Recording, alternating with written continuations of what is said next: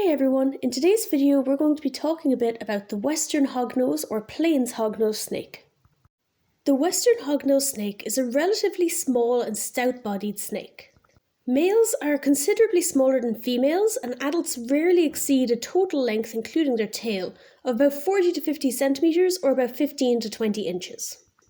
They get the name hognose from their modified rostral scale, so the nose scale, which kind of turns upwards, kind of looking like a pig or a hog, and obviously it's their nose, therefore hognose.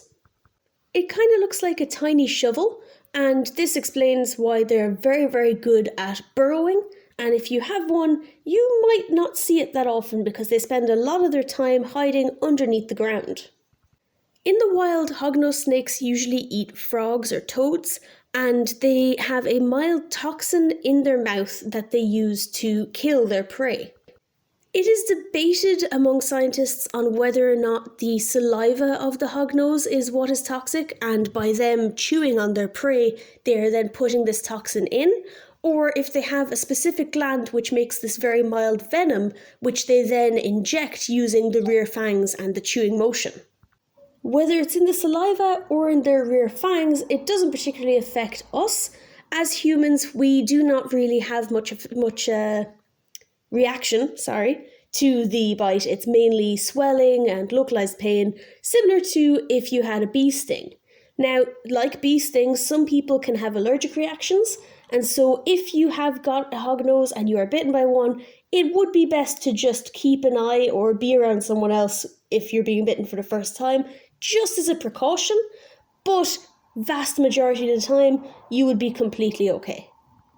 On the screen right now, eating a mouse is Sausage. She is an adult female that I have. She is the normal coloration for a hognose. So in the wild, this is what they look like. In captivity, just like every other lizard and snake that is common in pet trade, there are multiple different colours and morphs and pattern morphs that you can get, but Sausage here is just normal. Hognoses are mainly diurnal, which means they are awake during the day, rather than nocturnal, which is nighttime, or crepuscular, which is mostly dawn and dusk. They're diurnal, so they're awake during the day, so they are a good pet to have if you want to be able to see them and if you're home during the day. However, as I mentioned earlier, they do dig a lot, so especially when they're small, you might not see them for weeks at a time because they will be hiding beneath their substrate, whatever substrate you might choose. Hognoses have some very interesting defensive behaviours. If they're threatened, they can flatten their neck to look like a cobra, and they can hiss and make a very loud hiss for such a small snake, and then they might pretend to strike at you, like a bluff strike is what it's called, where they will lunge towards you as if they're going to bite, but they don't make any contact, and they'll try and basically scare you off. If this doesn't work and they still think they are under threat, they will then play dead. So they will very dramatically roll over onto their back, open their mouth, stick out their tongue, and writhe around the place as if they are in immense pain and are dying from something bad. The idea behind this is that if something was going to eat this snake and suddenly sees it thrashing around the place as if it's in a load of pain and obviously dying of some illness, they're not going to want to eat that because obviously something's wrong with it, and if I eat that, I might get sick too, so I'm going to leave it alone. Hognose snakes will very rarely actually bite as a self-defense mechanism and will be more likely to bite you thinking you're food. So these guys are either notoriously picky eaters or will eat everything in sight. That's just been my experience. All of my hognoses will eat everything and anything, whereas I've seen a lot online where they will not eat anything at all, no matter how tempted they are, be it with scenting them or braining mice or whatever you're doing, they just won't eat. They're very picky. So I don't suggest these as a snake for a first-time keeper, but for someone who's had experience with snakes and is comfortable handling them and comfortable maybe dealing with messier food to try and tempt them to eat, then they are a fantastic pet. In the wild, like I mentioned, they feed predominantly on amphibians such as tree frogs and medium-sized toads and maybe little lizards, but they do eat rodents in captivity fairly easily. So Sausage here is eating mice of varying sizes, And I have 3 other hognoses as well that I only realised recently I've never introduced to the channel. I don't know why. I think I just never got around to it. Or whenever I was going to, I got distracted. So Sausage here is the only adult I have. The others are all between a year and a half and I think Truffle's about 7 or 8 months old, maybe. So I've got Truffle, Muck, and Argent, and when they are older, I am definitely going to be breeding them. This is Argent here, and I'm hoping to get some really nice babies from them because Argent is an axanthic, which means he's entirely silvers and greys and blacks, and Muck has the heterozygous gene for being axanthic as well. So between them, I can get some really nice babies when they reach the age that they need to be and the weight they need to be for breeding. The average lifespan of a hognose snake in captivity is roughly about 18 years.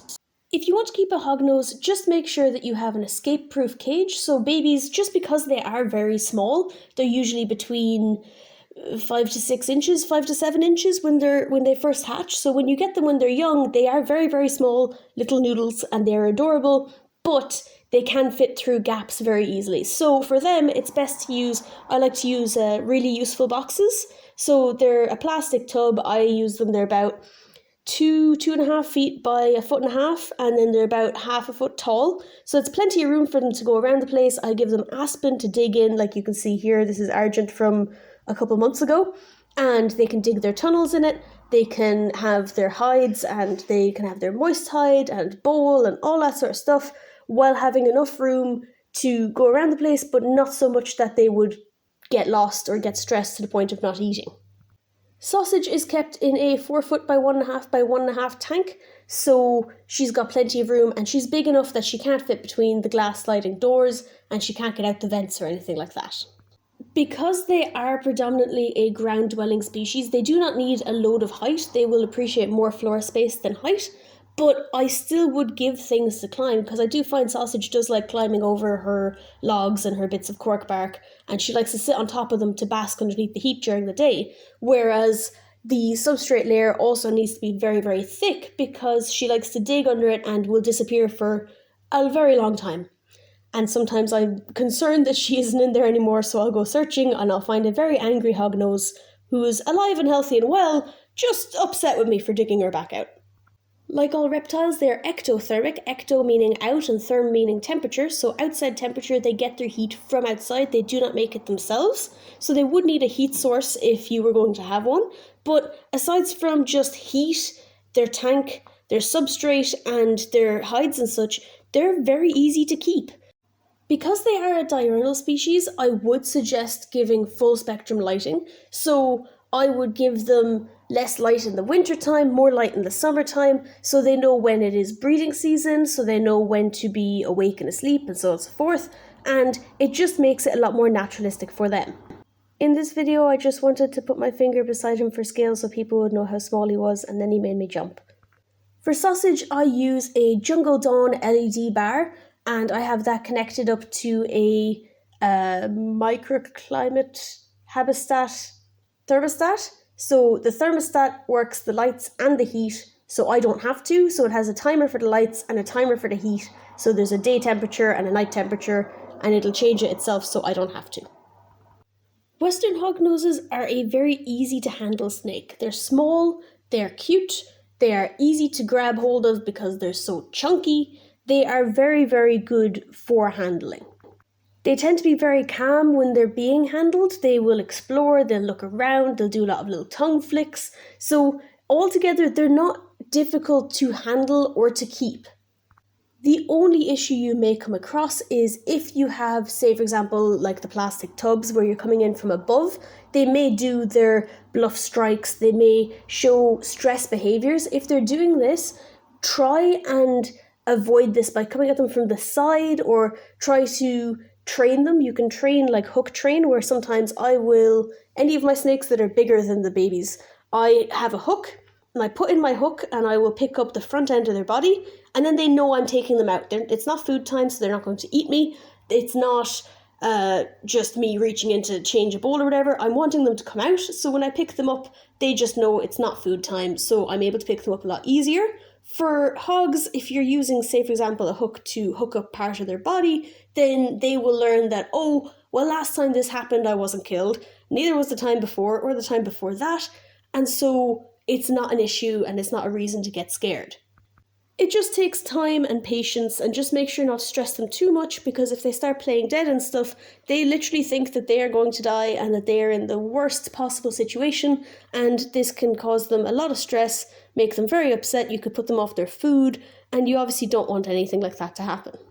Altogether, these are a fantastic species to keep. They come in lots of beautiful different morphs. They are adorable with their little shovel faces and big eyes, and they are readily available in the pet trade. Altogether, these guys are fantastic to keep as pets. They are very easy to keep, they are very easy to get, they are adorable with their little shovel snoots and their little bulgy eyes, and they come in so many beautiful different colours and morphs. And because they're so easy to get, you wouldn't be searching for them for a very long time, and they're fairly inexpensive for a normal morph such as Sausage here.